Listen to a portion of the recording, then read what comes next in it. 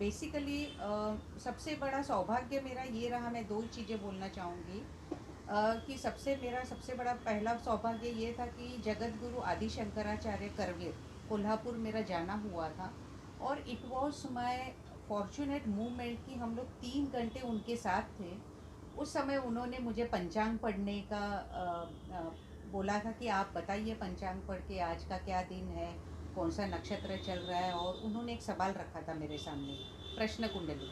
और मैं काफ़ी हद तक मैंने उनको थोड़ा गड़बड़ हुई थी, परंतु काफ़ी हद तक मैंने सही जवाब दिया था। उन्होंने काफ़ी प्रशंसा की और उसके बाद हम लोग 5-6 जन एक साथ थे, तो उन्होंने बाद में हमें आधान कुंडली के बारे में काफ़ी सारा समझाया। वो 3 घंटे में उसके अलावा बहुत सारी चीज़ें हम पंचांग के बारे में, मुहूर्त के बारे में सीखे। और बाद में 1 महीने बाद जिनके साथ मैं गई थी, जो गुरुजी के साथ गई थी, उन्होंने मुझे बुलाया और मुझे आशीर्पत्र प्रदान किया कि गुरुजी ने, आदि शंकराचार्य जी ने ये आपके लिए भेजा है। और it was so fortunate movement कि उसमें उन्होंने स्पष्ट रूप से लिखा है कि ये पूर्णतः पूरे विश्व में ज्योतिष और वास्तु का प्रसार करने हेतु हम हिंदू धर्म की तरफ से आपको अनुमति दे रहे हैं और आप ज़रूर इसका प्रसार करें।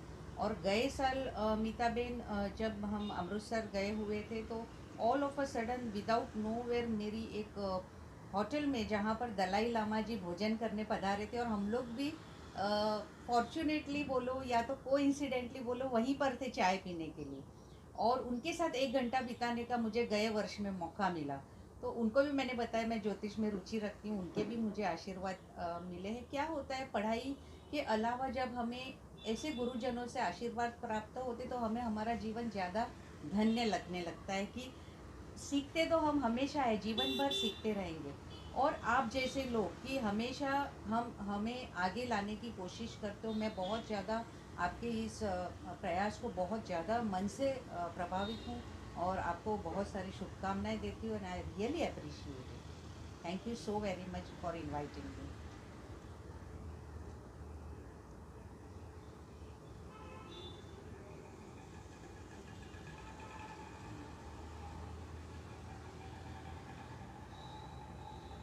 जी।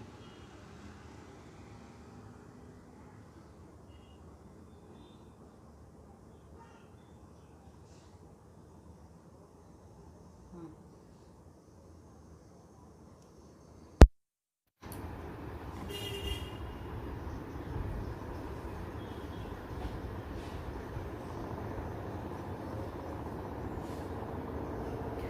नवमांश कुंडली एक डिविजनल चार्ट है जिसे हम वर्ग कुंडली बोलते हैं। हमारी जो मुख्य कुंडली रहती है जिसे हम जन्म कुंडली या तो क्षेत्र कुंडली के नाम से जानते हैं। जब हम जन्म लेते हैं इस पृथ्वी पर, तो पूर्व क्षितिज में जो उदित होती है राशि, जो नवमांश उदित होता है, उस अनुसार हमें हमारी कुंडली और उसके ग्रह प्राप्त होते हैं। वो बेसिक हमारी कुंडली होती है जिसमें सभी प्रकार के सभी को 7 ग्रह और 2 छाया ग्रह से हम लोग जन्म लेते हैं। परंतु जब हम ऐसा सोचते हैं कि ये ग्रहों की और स्थिति उत्तम है, या तो इसमें कितना बल है, या तो फिर इसका स्ट्रेंथ कितना है, ये हमें किस प्रकार का परिणाम देगा और किस प्रकार से हमें ये मदद करेगा, तो हर एक ग्रह का जो डीप अध्ययन है, तो उसको हम लोग नवमांश कुंडली में जाकर उसका हम लोग जरूर अध्ययन कर सकते हैं। जो विंशोपक बल है, एक ऐसा हमारे ऋषि मुनियों ने शास्त्र में लिखा हुआ है कि ऐसी मुख्य 6 वर्ग कुंडलियां हैं जिसमें से लग्न कुंडली को प्रथम स्थान दिया गया है और जो नवमांश कुंडली है उसको द्वितीय स्थान दिया गया है। और वैसे तो 16 वर्ग कुंडलियां होती, 16 कुंडलियां होती है, परंतु नवमांश कुंडली जो है उससे हम लोग जरूर जान सकते हैं कि हमारे हर एक ग्रह का मजबूताई कितना है और किस अनुसार बैठे। कई बार मीताबेन हमें ऐसा लगता है कि मेरा तो उच्च का गुरु है कुंडली में, कर्क राशि का गुरु है, तो मुझे तो बहुत अच्छे फल मिलने चाहिए। कोई भी हम किसी को चार्ट दिखाते तो तुरंत हमें बता देते, अरे वाह आपका तो राजयोग है, आपकी कुंडली में आपका तो कर्क राशि में गुरु है, या तो आपका मीन राशि का शुक्र है, आप तो बहुत ही भाग्यशाली हो। परंतु सामने वाला हमें बोलता है कि नहीं, मेरे पास तो बहुत पैसों की तंगी है, या तो मुझे संतति प्राप्त नहीं हुई है, मेरा गुरु बलवान है। देखो, गुरु तो संतति का कारक है, गुरु संपत्ति का भी कारक है, फिर भी वो हमें हिस्ट्री देता है कि नहीं, मेरे जीवन में ऐसा कुछ भी नहीं हुआ है। तो उस समय जब हम नवमांश कुंडली मीताबेन देखते हैं उसमें कि भाई ये गुरु की नवमांश में क्या स्थिति, वो तो हम देखें कि ये गुरु क्यों इनको फलित नहीं हो रहा है, या तो ये शुक्र इनको फल क्यों नहीं दे रहा है। उस समय हम देखते हैं कि नवमांश में शायद ये गुरु शत्रु राशि में चला गया है, या तो फिर नवमांश में ये नीच का हो गया है यह गुरु, इसीलिए वो हमें पूर्णतः फल प्रदान नहीं करता है। तो इसीलिए ये ही कुंडली का बहुत बड़ा महत्व ज्योतिष शास्त्र में, हमारे शास्त्रों में लिखा हुआ है। अभी जैसे हमने नवमांश का अभी इंट्रोडक्शन देखा, उसी प्रकार पहले तो नवमांश कुंडली बनाने की विधि, अभी तो सॉफ्टवेयर हमारे पास मौजूद है, तो हम लोग तुरंत जैसे ही सॉफ्टवेयर खोलते तुरंत नवमांश कुंडली सामने आती है, D60 चार्ट आ जाता है, D45 आ जाता है, सभी डिविजनल चार्ट आते हैं। परंतु जब तक हम उसका गणित नहीं सीखते हैं, जब तक हम कुंडली कैसे बनानी है नवमांश कुंडली, तब तक हमारा वो प्रयास अधूरा गिना जाएगा। क्योंकि आपको अगर बेसिक ही पता नहीं है तो आप उसको आगे रीड नहीं कर पाओगे। तो एक मैं शॉर्ट में बता देती हूँ कि हमारी जो कुंडली 12 भावों से बनी हुई है और एक कुंडली 30 डिग्री की बनी हुई होती है, यानी कि एक भाव कुंडली का जो है वो 30 डिग्रीज का है। तो 12 गुणिले अगर 30 करेंगे तो 360 डिग्री वहां पर खत्म हो जाती है। ठीक है, अभी ये जो 30 डिग्री है, अभी ये जो 30 डिग्रीज है, उसको हम 9 भागों में विभाजित करते हैं। ठीक है, 9 भागों में जब हम इसको विभाजित करते हैं तो एक भाग 3 डिग्री 20 कला का हमें मिलता है। ठीक है, तो 9 इंटू 3.20 आप करोगे तो आपकी 360 डिग्रीज खत्म हो जाएगी। ठीक है, अभी इस प्रकार से हमें पता चलता है कि भाई कौन सा ग्रह है वो कौन से नवमांश में जाने वाला है। जैसे कि आपके कुंडली में अगर ग्रह मूवेबल साइंस में है, यानी मूवेबल साइंस कौन सी है, तो 1, 4, 7, 10 ये चर राशियां बोली गई है। ठीक है, अगर आप इसको काल पुरुष की कुंडली के अनुसार देखोगे तो ये 1, 4, 7, 10 बीचों बीच आएगी। अगर आप मेष राशि की कुंडली बनाओगे तो 1 नंबर फर्स्ट हाउस में आएगा, 4 नंबर फोर्थ हाउस में आएगा, 7 नंबर 7th हाउस में आएगा और 10 नंबर जो है 10th हाउस में जाएगा। तो आपकी कुंडली में अगर जो भी ग्रह मेष राशि में, सिंह राशि में या तो धनु राशि में मौजूद है तो नवमांश में उसकी स्थिति, प्रथम उसका नवमांश मेष राशि से ही शुरू होगा। क्योंकि मेष राशि के त्रिकोण में आपकी कौन सी राशियां आती है, in trine of Aries sign there comes Leo and Sagittarius. ठीक है, तो इस तीनों में जो भी आपके ग्रह है उसका प्रथम नवमांश एरीज से स्टार्ट होगा। इसी प्रकार से आपकी कुंडली में अगर जल तत्व की राशि में कोई भी ग्रह है, जो कि जल तत्व की राशियां कौन सी है, वाटरी एलिमेंट, यानी कैंसर साइन है, स्कॉर्पियो साइन है और पाइसेस साइन है। अगर इन तीनों राशि में आपके कुंडली में ग्रह मौजूद है तो नवमांश कुंडली में उसका प्रथम नवमांश जो है कर्क राशि से ही शुरू होगा, चाहे वो स्कॉर्पियो में हो या तो फिर पाइसेस में आपका कोई भी ग्रह हो। उसी प्रकार से अगर वायु तत्व राशि यानी कि 3, 7, 11 मिथुन राशि है और लिब्रा साइन है जिसको हम तुला राशि बोलते हैं और कुंभ राशि, इसको वायु तत्व की राशियां बोली गई है। उसमें अगर आपके कुंडली में कोई ग्रह विराजमान है तो नवमांश कुंडली में उसका प्रथम नवमांश जो होता है, क्योंकि 9 नवमांश है, प्रथम नवमांश जो होता है वो तुला राशि से ही आपको शुरू करना है। और लास्टली अगर आपकी कुंडली में स्थिर राशि में कोई ग्रह मौजूद है, अभी स्थिर राशियां कौन सी है, तो 2, 6 और 10, यानी कि वृषभ राशि है, कन्या राशि है और मकर राशि है। अगर आपके कुंडली में इन तीनों राशियों में कोई ग्रह विराजमान है तो नवमांश की स्थिति हमेशा मकर राशि से ही गिनी जाती है, तो ही आप सही नवमांश बनाते जाओगे। फिर मकर राशि, उसके बाद कुंभ राशि और अंत में उसकी स्थिर राशि से ही उसका अंत होता है। ठीक है, यानी मकर से स्टार्ट होगा और कन्या में। अभी आपने पूछा कि मैरिज से इसका कनेक्टिविटी क्या है। ठीक है, तो हर एक वर्ग कुंडली का, मीता जी, हर एक वर्ग कुंडली का एक सूक्ष्म रूप दिया गया है अगर आपको किसी भाव का वाचन करना है।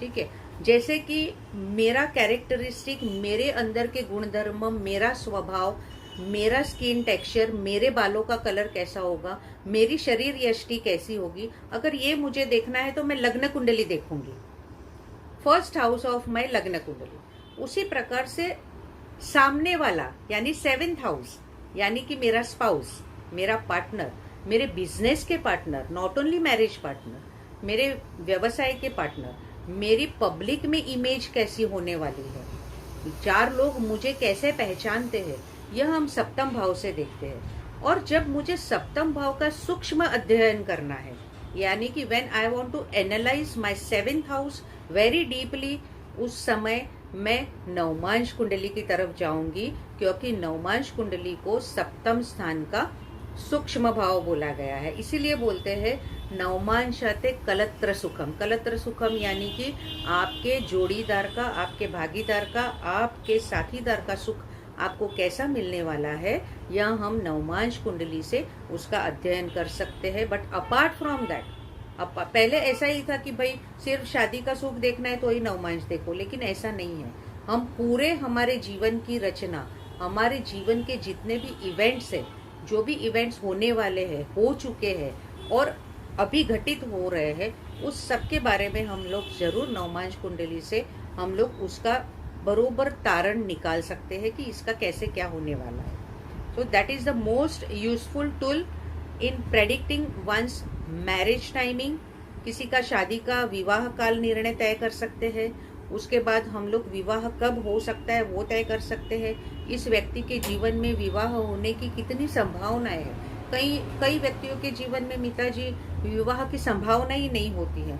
वो 35-40 साल के होते, अभी मेरे पास कंसल्टेशन के लिए इतने लोग आते, इतने आतुर होते हैं शादी के लिए, लेकिन अनफॉर्चुनेटली कभी कभी ऐसा होता है कि उनकी कुंडली में योग ही नहीं बन पाते हैं। वो कितना भी प्रयास कर ले लेकिन नहीं होता। इसको फिर हम बोलते कि ये कर्म गति है, हमारे कर्म अनुसार हमें फल मिलता है। या तो शादीशुदा होके भी उनको जीवन साथी का सुख नहीं मिल पाता है because of any particular reasons. इसीलिए नवमांश कुंडली देखना बहुत ज्यादा जरूरी है।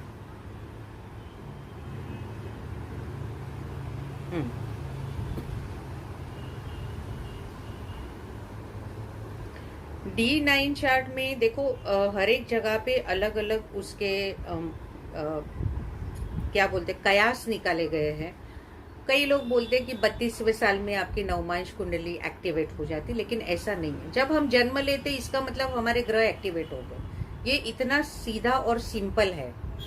हम जैसे ही पैदा हुए उसी समय हमारा चंद्र एक्टिवेट हो गया। चंद्र यानी हमारा मन, हमारे इमोशंस। हम रोने लगते हैं, हम रोते हैं जब पैदा होते हैं। इसका मतलब तुरंत आपका चंद्र और शुक्र वहां एडमिट हो गए आपका शरीर में, और आप तुरंत हंसने लगते हैं या रोने लगते हैं या स्माइल करते हैं। आप विदाउट एनी रीजन भी, हम छोटे बच्चों को देखते हंसते रहते, वो हाथ पैर हिलाते।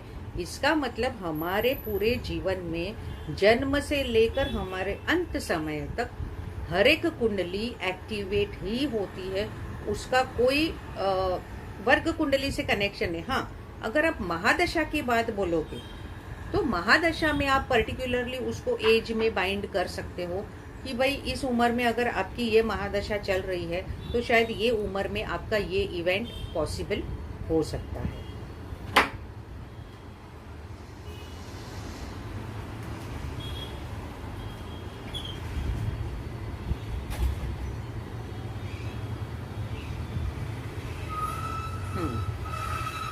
अभी प्रोफेशन ऑफ अ स्पाउस से पहले हम एक बात करेंगे कि सबसे पहले आपने देखना है कि आपका जो सप्तमेश है मूल कुंडली का, यानी कि लग्न कुंडली का जो आपका 7th लॉर्ड है, वह नवमांश में कहाँ जाकर बैठा है, कौन सी राशि में जाकर बैठा है, और मूल कुंडली में वो कौन से नक्षत्र का है। ठीक है, उस अनुसार आपके जो जीवन साथी है उसका आप बोलते हैं ना कैरेक्टरिस्टिक, या तो उनका बाह्य स्वरूप आप जरूर जान सकते हो। मैं आपको एक छोटा सा एग्जाम्पल दूंगी कि मूल कुंडली में अगर आपका 7th लॉर्ड सूर्य बन रहा है, सूर्य, और वह नवमांश कुंडली में अगर सिंह राशि में जाके बैठा है तो हम क्या बोलेंगे, ये तो खुद की साइन में जाके बैठ गया, सूर्य लियो में ही जाके बैठ गया नवमांश में, तो हम क्या बोलेंगे, इसका पति जो रहेगा वो बहुत ज्यादा स्ट्रांग पर्सनालिटी होगा, गवर्नमेंट से कनेक्टेड रखता होगा, पॉलिटिक्स से कनेक्टेड रखता होगा, थोड़ा सा ईगो इश्यूज होंगे, फॉल्स प्राइड भी हो सकता है, डोमिनेटिंग नेचर हो सकता है, और पावरफुल और हमेशा लीडरशिप की कामना रखने वाला हो सकता है। अब आपने क्या देखना है कि आपका सप्तमेश नवमांश कुंडली में जहां पर भी पोजिटेड है, जो भी हाउस में, वहां से आप 10वां हाउस देखिए। क्यों मैं 10वां हाउस बता रही हूँ, क्योंकि 10th हाउस जो है वो हमारा प्रोफेशन का कारक है। दशम भाव हमारा कर्म स्थान बोला गया है।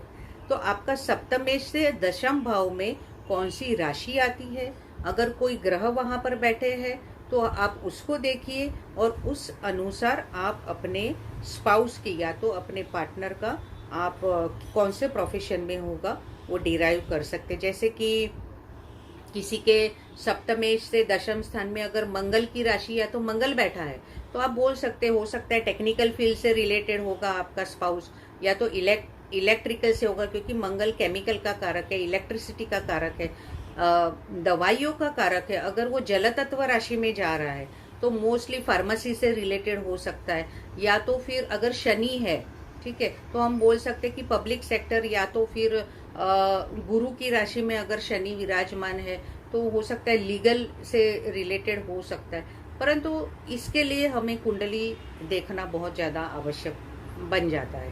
हम ये रफ आइडिया दे सकते हैं कि क्या हो सकता है, बट वी हैव टू जज अ chart very accurately for that. Ketu जब भी प्रथम भाव में आता है तो व्यक्ति को बहुत सारा मूडी और थोड़ा वियर्ड पर्सनालिटी बना देता है। वियर्ड इन द सेंस, ये लोग बहुत ज्यादा मन मानी करने वाले लोग होते हैं। और जब इन्होंने बताया कि नवम स्थान में गुरु है, यानी कि सिंह राशि में गुरु चला गया, अब आप इसकी गुरु की पोजीशन D9 चार्ट में देखिए, तो इन्होंने बताया कि D9 चार्ट में गुरु ही नवमांश उदित सेजिटेरियस हो रहा है। इसका मतलब क्या होता है कि कर्क राशि में गुरु चला गया है नवमांश कुंडली में, ठीक है। तो इसमें हम क्या देखेंगे कि इसका जो नवमांश है तो इनको हमेशा शायद इनको पढ़ाई में प्रॉब्लम आता होगा। इस व्यक्ति को आप इनसे पूछ लीजिए, इनको स्टडीज में कोई प्रॉब्लम है क्या, क्योंकि हो सकता है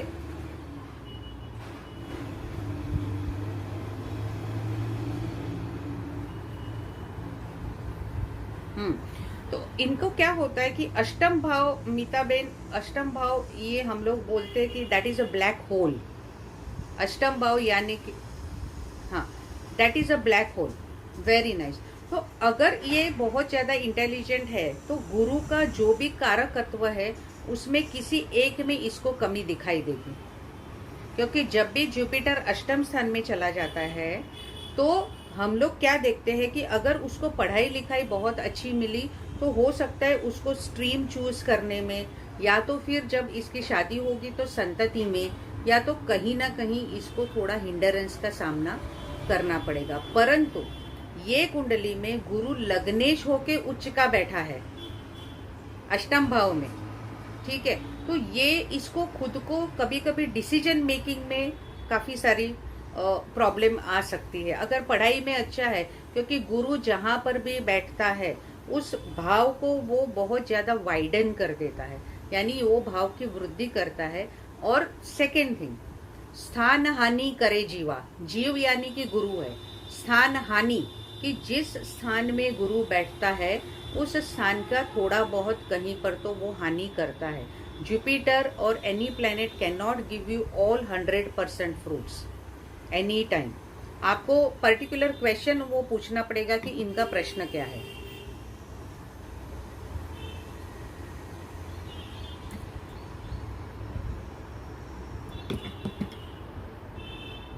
लेकिन अष्टम भाव में गुरु एक बहुत अच्छी इंट्यूशन पावर देता है, मेमोरी पावर बहुत अच्छी देता है, लेकिन सीनियर्स के साथ में इनका कहीं ना कहीं थोड़ा लगाव भी देता है, कभी थोड़ा आर्ग्यूमेंट्स दे देता है बड़ों के साथ में।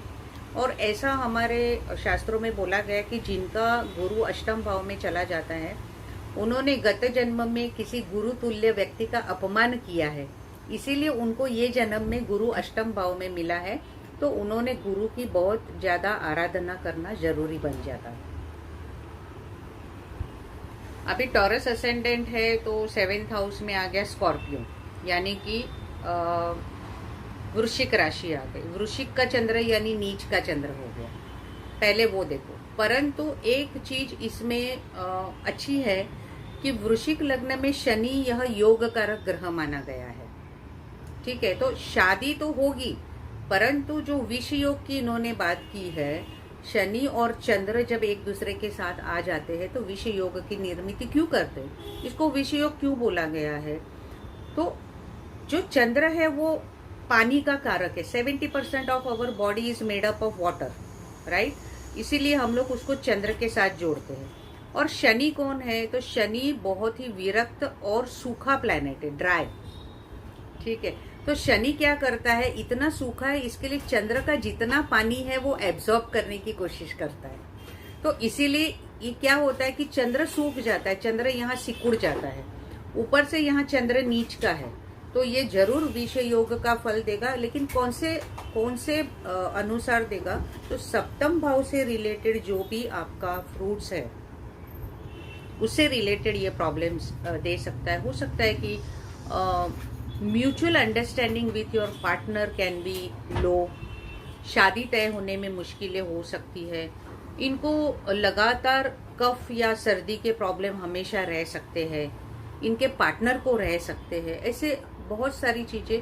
बट इन शॉर्ट विषय योग ये जीवन भर रहता ही है, परंतु जब जब शनि और चंद्र की दशा अंतरदशा इनके जीवन में आएगी और मंगल की, क्योंकि ये मंगल की राशि में बैठे, तब उस फेज में इनको जरूर कुछ ना कुछ अनुभव मिलेंगे उस प्रकार के। बट अदरवाइज ऐसा कुछ नहीं है कि ये पूरा इनका कुछ इनको देगा नहीं, ऐसा कुछ नहीं है।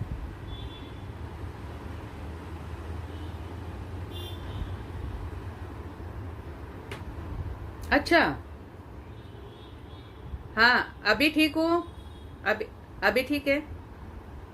हाँ वो हाँ सॉरी वो गुरु की रेमेडीज होती है, वही रेमेडीज उन्होंने करनी है। डेबिलिटेटेड गुरु की कोई अलग उपाय होते ऐसा कुछ नहीं है, गुरु तो गुरु ही रहने वाला है।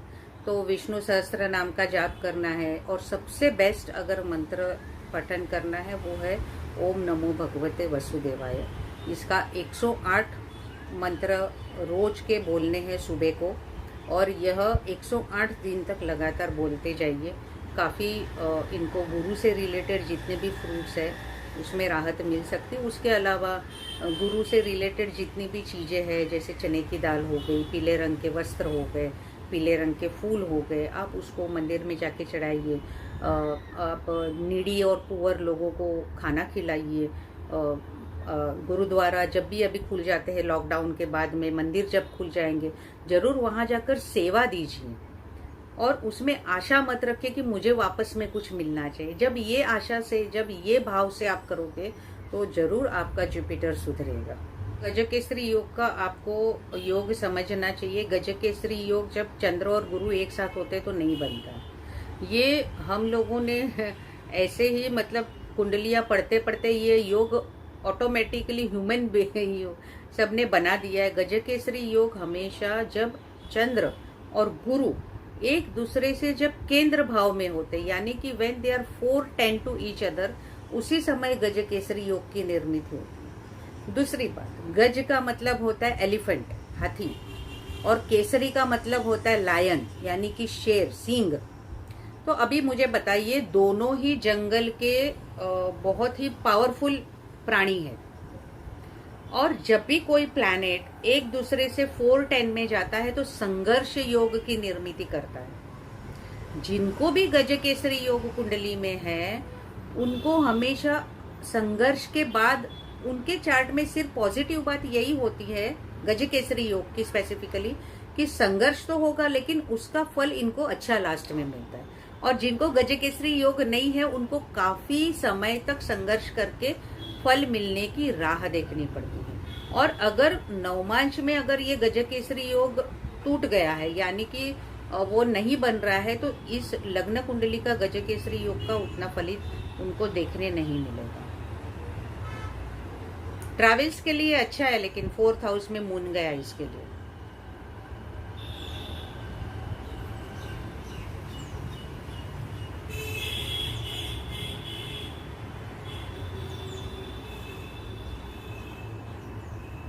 Thank you.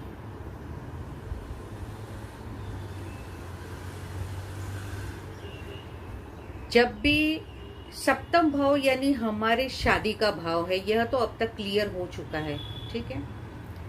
सप्तम भाव में जब पाप ग्रह आते हैं, पाप ग्रह का मतलब सभी ग्रह पुण्यवान है मिता जी, हमारे कर्मों से हमने उसको पापी बना दिया है, क्योंकि ग्रह नहीं तो हम ग्रह देवता का पूजन ही नहीं करते थे, ठीक है।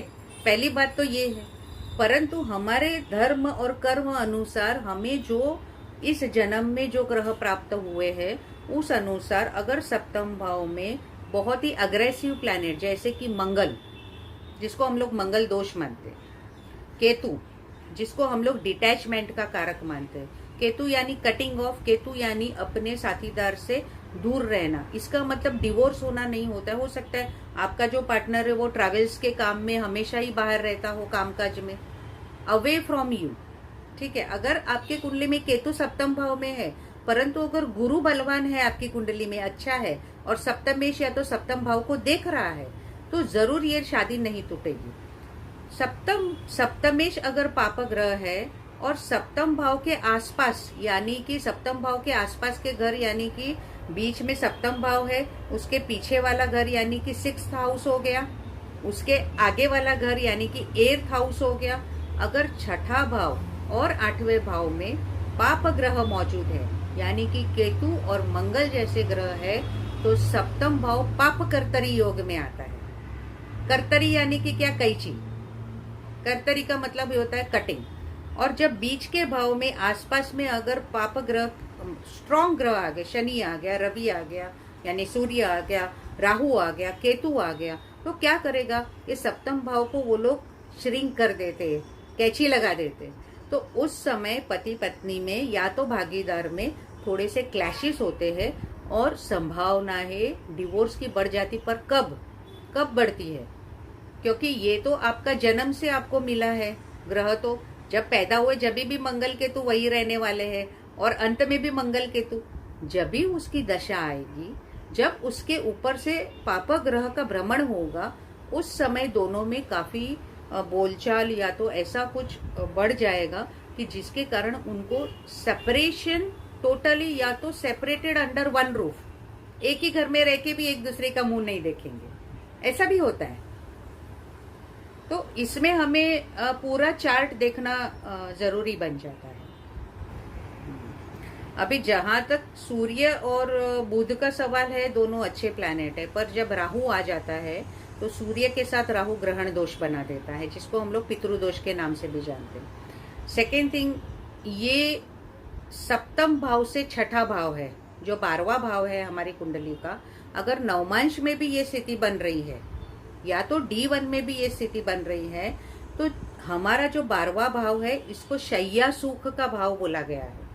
यानी कि how will be your bed pleasures, आपको प्लेजर कैसा मिलेगा, क्योंकि पति पत्नी का जो एक सहवास होता है वो इससे ही शुरुआत होती है, क्योंकि रिप्रोडक्शन आगे बढ़ता है, आपका वंश आगे बढ़ता है। अगर दोनों में किसी प्रकार का अट्रैक्शन ही नहीं है, तो उनकी शादी ज्यादा नहीं टिकती है, प्रॉब्लम स्टार्ट होते हैं। ये हमें रियलिटी एक्सेप्ट